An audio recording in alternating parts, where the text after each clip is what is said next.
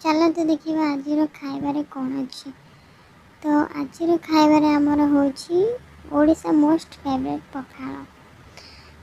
पखाल भात को ता सहित अच्छी आमर सॉरी भेंडी भजा भेंडी भजा सहित आमर अच्छी जह्नी भजा। जह्नी आलू को छोट छोट काटिकी सेटा को गोटे भजा है। मत तो जह्नी बहुत भल लगे। आपण मन को भल लगे कि नहीं कमेंट निश्चिंत कहे। आमर ओडिशा रे पखाल बहुत भल पाती।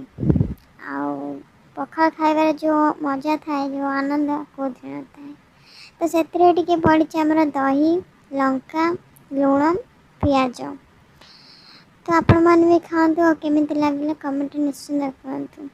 आ नुआ थिले चैनल टी को सब्सक्राइब करेंगे पाखे बेल बटन टी को क्लिक करेंगे ताकि मोर नुआ वीडियो नोटिफिकेशन आपण पाखे पहुँची पारे। रहुछि जय जगन्नाथ।